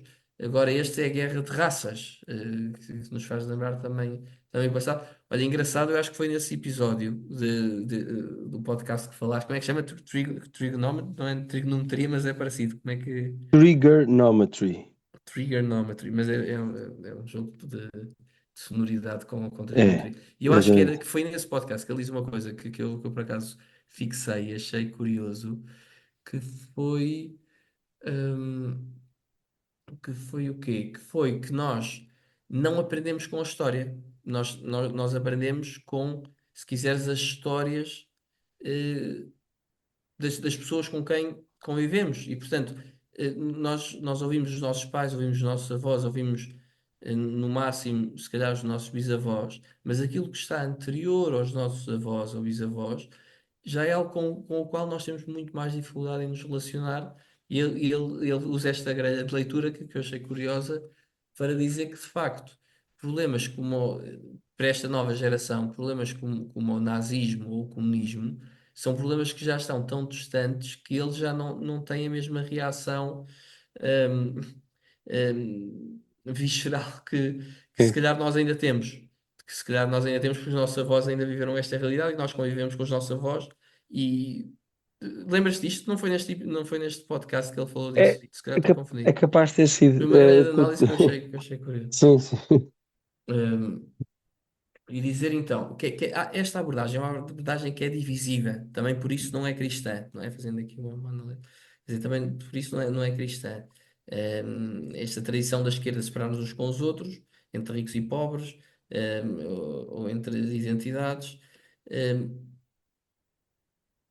a abordagem cristã é uma abordagem de união, não é? De percebermos que todos fazemos parte de algo maior que nós, todos somos uma comunidade e que somos diferentes e que é importante também sabermos conviver naturalmente dentro do direito natural com as nossas diferenças. Mas depois o choque com a realidade, não é? Quer dizer, este Afonso ou este Ti que já foram a um restaurante, já encomendaram o barito, já fizeram obras em casa, quer dizer, já ficaram hospedados num hotel, quer dizer, alguma destas coisas era possível sem imigração. É uma enorme hipocrisia. Eu acho que ninguém tem esta posição. Isto aqui é uma política de espetáculo, é uma forma de entretenimento, não é como é o Big Brother ou uma novela na televisão ou os reels das redes sociais. O que eles fazem é entreter, não é política, pelo menos na política no sentido clássico que nós estamos habituados. Política não é isto. Política não é isto. Ahm, Outro elemento que eu acho que também é muito esclarecedor. Creio que foi na entrevista com o Carlson, se não foi, foi noutro lugar qualquer. Quem é que são as referências? Quem é que são os heróis de Fuentes? Donald Trump, Kanye West e Stalin. Não havia ninguém melhor quer dizer, percebe-se a profundidade filosófica, não é? E eu acho que também, muito disto, e voltando e ligando ao tema que nós falámos no início desta conversa, do livro do doutor, Pedro Afonso. do doutor Pedro Afonso. Eu acho que muito disto tem também a ver com a velocidade da internet, que nos obriga a ter uma opinião pré-fabricada, uma visão do mundo assim, preta à porter, assim, embalado num saco descartável, made in China. Quer dizer, é muito também um problema de superficialidade. Eu acho que muito disto é um problema de superficialidade influenciada por esta nossa mundividência. Quer dizer, um qualquer vendilhão que venha num vídeo de YouTube e que diga duas ou três coisas um bocadinho mais polémicas pode se tornar uma estrela, De um dia para o outro, não de um é? momento para o outro, não é? É Então, impressionante. muitos jovens, quer-me parecer, querem jogar este género de lotaria de dizer umas barbaridades, mandar um género de um barra à parede, de labreguice, para ver quem é que é o próximo Nico Fuentes ou o próximo Afonso Gonçalves, o género de uma lotaria do disparate. Isso. Para ver se lhe sai a sorte grande, na realidade é um azar enorme, que é a popularidade fácil e imediata, esta popularidade de pacotilha, uma popularidade quase de aquecer no micro-ondas, é falsa.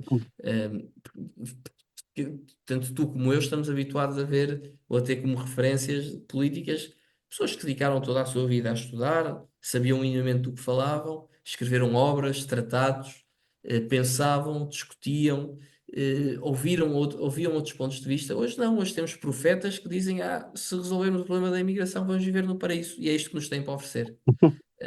Fazem, eu acho que o nível de profundidade é o mesmo de fazermos uma pergunta ao ChatGPT e recitarmos num vídeo de A YouTube. resposta. E eu acho que isto é muito perigoso. Para além de ter piada, eu acho que é perigoso também.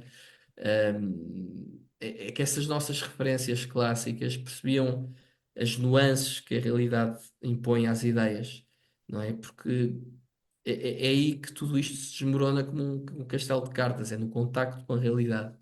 E por isso é que eu dizia há bocadinho, sem querer chocar ninguém, que não é tanto o antissemitismo ou o extremismo ou a direita radical ou transfobia ou o que for, mas um problema mais fundamental, que é um problema que está talvez no abandono da moral objetiva, é dizer, do direito natural. Não é tanto o Nico Fuentes, não é tanto o Afonso Gonçalves, mas este clima cultural em que vivemos e que permite que eles se afirmem como estrelas e como referências para os nossos jovens e para os nossos filhos. E é sobre essa cultura, mais do que sobre o Nico Fuentes ou sobre o Afonso Gonçalves, eu acho que é sobre a cultura que nós temos de atuar. Eu acho que é a cultura onde está a solução e não tanto estar a dizer o Afonso é mau, o Nico é mau, o Carlos é mau, o Jorge é mau. Eh, Eles são o produto de um ambiente cultural e eu acho que é isso que temos de resolver. Esta nova direita. Que uma coisa engraçada que estive a ler assim, umas análises sobre esta direita, achei engraçado, porque muitos criticam esta nova direita a dizer que é uma direita woke, não é? Era aquilo que eu dizia, não é? Uma direita que utiliza Sim. as estratégias da esquerda. Da esquerda, sim.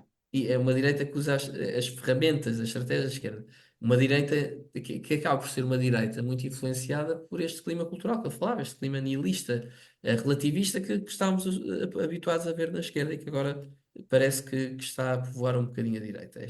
E há até muitos pensadores que eu já tenho visto que associam esta direita, esta nova forma de estar na direita como uma direita que está muito influenciada pela teoria crítica, que nós também já falámos aqui com o José Maria Cortes, e portanto, quem quer perceber o que eu quero dizer com teoria crítica, vão ao episódio com o José Maria Cortes, que nos explica muitíssimo bem esta escola, esta escola da teoria crítica.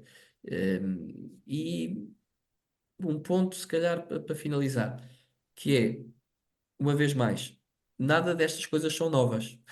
Não falo do nazismo nem do comunismo, se calhar falo um bocadinho mais fundamental e um bocadinho mais atrás. Quer dizer, em tudo isto, eh, eu vejo, e tu podes concordar ou discordar, mas é uma análise minha, que vejo traços de manicaísmo, vejo traços do gnosticismo prático, naturalmente, ehm, no, neste quase dualismo que existe, Uhum, platónico, no pior sentido da palavra, de os bons contra os maus, nós contra eles.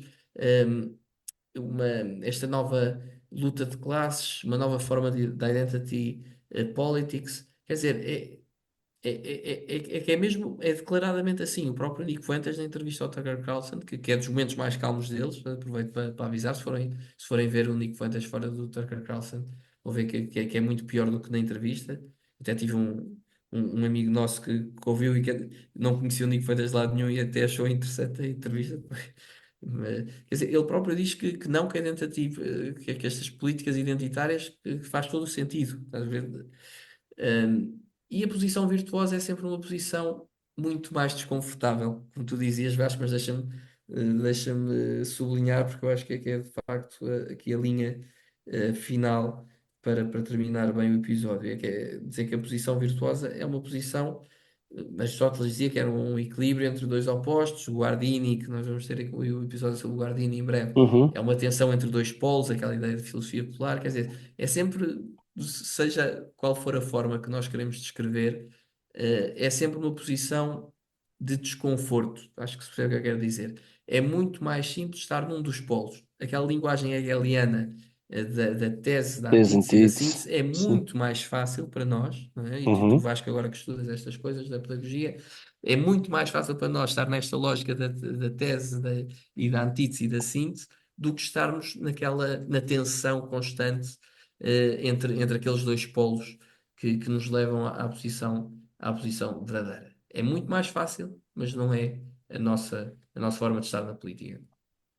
Claro que na política temos de ser práticos, temos de tomar decisões concretas, não podemos estar a falar só numa linguagem filosófica, demasiado etérea, e temos de sair um bocadinho desta abstração filosófica, senão ninguém entende, é verdade. E também por isso os movimentos populistas acabam por ter tanta adesão popular. Os nossos instintos básicos tendem a ser traídos por aquilo, quer dizer, eu acho que tu e eu eh, desperta-nos curiosidade também, percebemos porque é que isto causa é tão popular. Mas a verdade é que mesmo essa linguagem simples e concreta da política, uma linguagem que possa chegar a toda a gente, ehm, nos média, nos comentários, tem de ser informada por uma base filosófica mais sólida. Porque senão é isso, era o que eu dizia, a política transforma-se em espetáculo, transforma-se em performance, um, e não é essa a nossa concepção de política, que entendemos sobretudo como serviço, como eu dizia, como construção do bem comum. É essa a nossa visão, é essa a nossa definição de política. O político virtuoso é aquele que se anula, não aquele que se transforma numa superestrela, né? Não aquele que se afirma, é um que se anula em prol do bem comum, em prol dos outros, em prol da comunidade. Um, é aquele que constrói a comunidade, não é aquele que constrói o seu ego. E isto implica, para dar aqui um exemplo concreto e terminando, hum, por exemplo, que nós não queremos destruir aqueles que pensam de forma diferente da nossa. Não nos queremos vingar dos nossos adversários políticos, que é muito, às vezes, a linguagem que vemos na extrema esquerda, na extrema direita. Queremos vingar, queremos destruir, queremos arrasar. Não, não os queremos cancelar, como agora se diz. Isso é fácil. Isso é a forma fácil. Regimentamos um exército e com paciência e tempo vamos ganhando força e dimensão e aproveitamos a primeira oportunidade para destruir. Mas não somos chamados ao fácil. Não é isso que nós somos chamados. Somos chamados a pegar fogo ao mundo, não é? World on Fire. Aí é isso. o World on Fire. A pegar fogo ao mundo. e a conseguir dialogar com aqueles que até nos podem provocar raiva, que nos podem provocar estes instintos mais básicos. É muito mais difícil, é muito mais difícil, eh, mas é esta a nossa linguagem, é esta a nossa forma de estar, e é para isso que temos de trabalhar. Mas olha, se não te importares, gostava aqui de ler um. Aliás, eu tinha falado sobre isto, um comentário sobre este tema do grupo da Reconquista, que foi, enfim, li escrito no Facebook, não sei se foi escrito em algum outro lado, pelo Salvador Sommer Sacadura, que eu gostava de Ah, ler pois aqui, é. porque acho que. Eu pedi Diz. autorização ao Salvador. Eu mandei-te para o Ótimo. nosso grupo das conversas, até Sim, te sim, eu mandei comentários todo. tenho aqui à minha Porque frente, o que eu mas pedi, diz. e aproveito para fazer esta publicidade, porque foi uma análise, essa sim, com alguma profundidade filosófica, com muito interesse, quase faz lembrar o Jaime Nogueira Pinto, que falava da direita e das direitas, não é? E aqui Exatamente. o Salvador faz uma análise muito interessante em que distingue estas novas direitas, não é? Daquilo que se calhar é o verdadeiro pensamento conservador. Faz Sim. muito. Eu vou ler então. Vou ler porque me Mas pareceu de fazendo a devida facto. vénia e com a devida Exatamente. autorização que eu pedi ao Salvador, Ótimo. que é um bom amigo e além disso, um ouvinte do nosso podcast. Então, Salvador, peço desculpa, eu não te pedi autorização, mas pronto, mas leio agora. Há uma distinção fundamental entre o que se pode chamar direita nacional portuguesa e a direita identitária importada.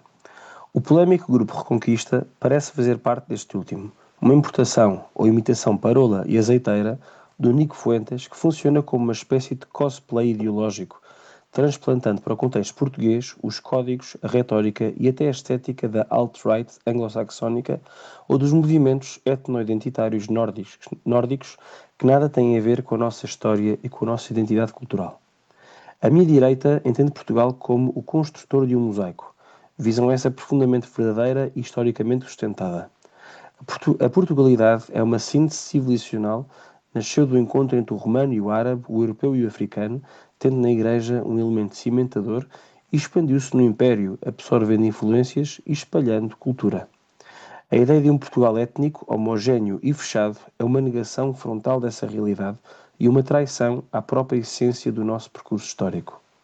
A direita portuguesa tradicional, aquela que vem do miguelismo e da resistência monárquica no seu aspecto culturalista, e mais tarde Jaime Nogueira Pinto na academia, que se fez representar no Partido Popular de Manuel Monteiro nos anos 90 e que encontrou voz na sociedade civil através da nova Portugalidade, não é uma direita racialista, mas espiritual, patriótica e civilizacional. Fala de nação, não de etnia, de missão, não de sangue. O Reconquista, nesse sentido, substitui a profundidade da ideia nacional pela estética da provocação. É o sintoma de uma geração órfã de referências verdadeiras que confunde identidade com ressentimento e pátria com tribo. Uma visão tão pequena e tacanha quanto o próprio sistema que dizem querer combater. Fim de citação. E muitos parabéns, Salvador, por esta curta, mas sucinta, aliás, mas muito acertada análise. E pronto, olhem, queremos agora concluir este episódio. Só dar aqui uma nota: tivemos um comentário no YouTube, no segundo episódio, porque eu mencionei o tema do colégio, e então o comentário dizia assim: Olá, podem falar mais sobre esse projeto de criar um colégio, ou se for o caso, remeter para um episódio em que falam disso? Obrigado e continuem. Obrigado também pelo comentário e por aqui por nos encorajar a continuar. Não temos nenhum projeto que fale sobre a abertura do colégio. Enfim, poderei abordar isto em maior detalhe, mas, enfim, assim, em traços gerais, a minha mulher e eu e mais algumas famílias, entre as quais a família do Bernardo, juntámos para fundar uma associação e temos o objetivo, o sonho, a ambição de abrir um colégio na zona do Ribatejo, que é onde, enfim, estas famílias se encontram. Começar no Ribatejo e mais tarde, quem sabe, também temos ideias de um projeto de apoio a famílias com filhos em ensino doméstico. Também falámos isto no último episódio, mas pronto, assim, neste momento não há muito mais para adiantar. Estamos a trabalhar nisso. Como devem calcular, é algo que, enfim, que implica aqui um grande esforço, tempo também e de forma também de sustentar este projeto, mas estamos na luta, bendito seja Deus. Ahm, Falar isso se- sobre o colégio, mas temos um episódio sobre educação integral, que recomendo muito. isso temos, exatamente. Mas se este ouvinte quiser saber mais, poderá eventualmente contactar-nos, talvez via Facebook ou via Instagram, e poderemos falar, falar pessoalmente, então mais do que à vontade. E pronto, e a sugestão cultural, não é? E eu lembrei-me, portanto, falavas há pouco do tema do. Começaste, ai meu Deus, o livro do Dr. Pedro Afonso. E eu Uhum. lembrei-me, e falavas também do lançamento do primeiro iPhone em 2007, e a minha sugestão cultural, para quem nunca viu, porque é um momento histórico, não é? É ver o vídeo, está no YouTube, vi os primeiros 10, 15 minutos do lançamento do primeiro iPhone em 2007. Porque é Uhum. verdadeiramente.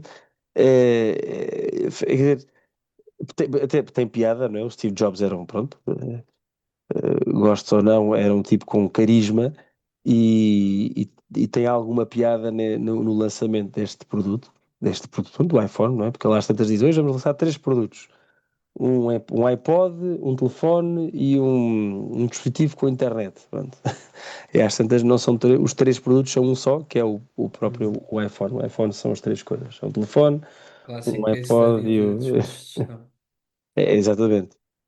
Mas é interessante ver e perceber como, a partir daquele momento, de certa forma, o mundo mudou, não é? Para em muitas coisas mudou para melhor, não é? Temos hoje em dia vidas muito mais fáceis, muito mais ágeis. Já não precisamos de ir ao banco para fazer uma transferência, não precisamos ligar para o seguro para saber como é que está o estado do sinistro. Quer dizer, há muitas coisas hoje em Estado do dia. sinistro. Já viste? Eu Só gosto que me sempre, estava a sabes? lembrar de uma seguradora desta Trabalho numa maneira. seguradora, portanto. Mas há muitas coisas que podemos fazer, não é? Obviamente, depois tem o reverso da medalha, que é passamos tempo a mais, não é? Como também referias, mas depois também há talvez aquilo que, enfim, que poucos talvez antecipavam, que é, enfim, a disseminação também de tudo aquilo que há de mal, não é?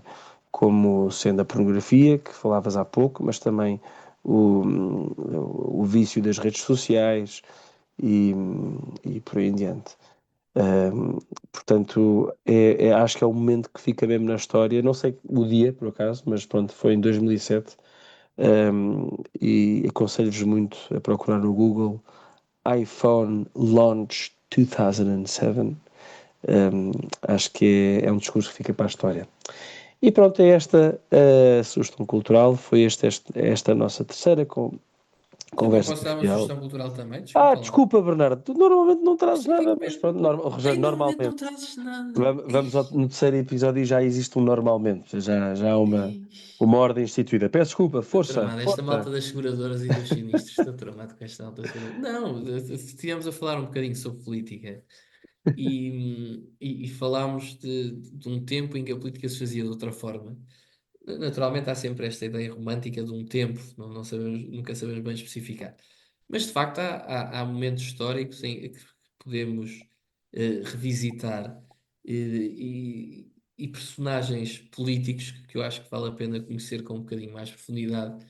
E o Observador fez agora um trabalho extraordinário que nos ajuda a isso mesmo, que é um novo podcast, novo, relativamente novo, agora que estamos a falar, saiu há pouco tempo, mas, terminou há pouco tempo, que aquilo vão saindo um episódio a cada semana, que é o podcast A Eleição Mais Louca de Sempre, sobre as presidenciais de 1986, que foram as primeiras presidenciais em que foi eleito um civil, não é? Até aí o primeiro presidente da República já em democracia teria sido Ramalhianes e, portanto, em 86 a disputa era entre Freitas do Amaral, não é? Que representava todo o espaço da direita, depois Mário Soares, Maria de Lourdes Pitacilo e Salgado Zenha. Maria de Lourdes Pitacilo tinha sido uma primeira-ministra interina, ligada ao movimento de Ramalhianes, mas que depois avançou sem a bênção, por assim dizer, de Ramalhianes, e Salgado Zenha, que era um dos melhores amigos de sempre do Mário Soares, padrinho da filha de Mário Soares, portanto, compadre de Mário Soares, avança ele com a benção de Ramalhianes e numa disputa fratricida, como o próprio Mário Soares chama, engraçada, mas também não interessa. quer dizer, foi uma das eleições mais disputadas de sempre, até hoje, em particular entre as presidenciais, e foram as únicas até hoje a ir a uma segunda volta, não é? E são de facto umas eleições de um tempo em que os políticos eram homens de outro calibre, não é? Olha, com uma nota de esperança, eu agora, não sei, este episódio estou muito com notas de esperança, mas uma nota de esperança. Hoje começam-se a ver alguns jovens políticos também de outro calibre, não é?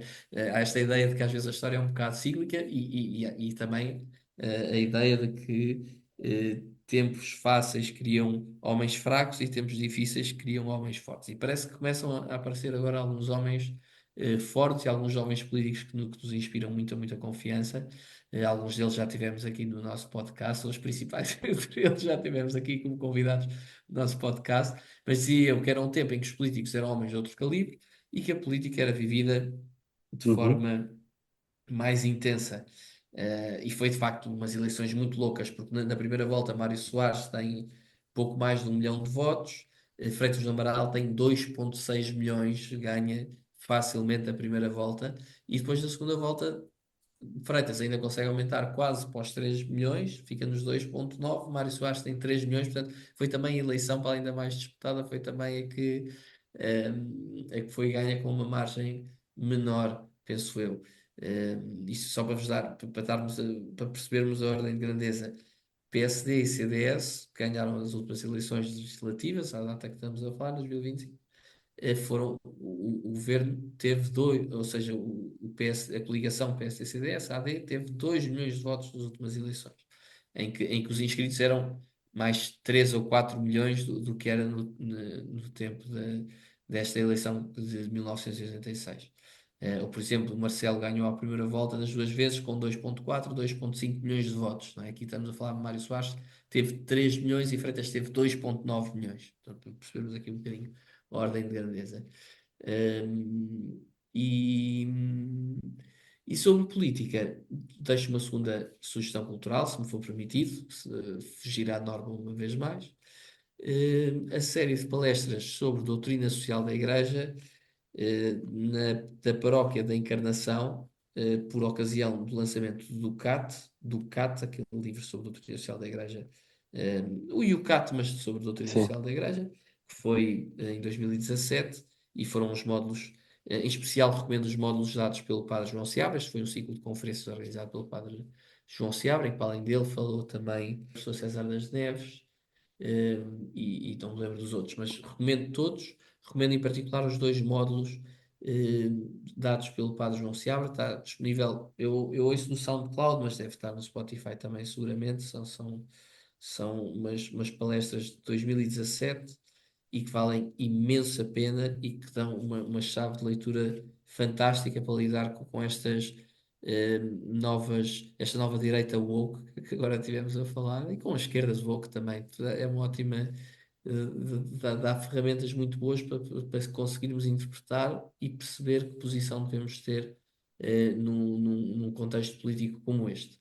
Portanto, 2017, muito antes desta confusão toda, havia outras confusões na altura, seguramente, mas acho que dá ferramentas muito úteis para interpretarmos de forma serena e informada o momento cultural em que vivemos. Muito bem. Bernardo, Agora obrigadíssimo sim, pela sugestão.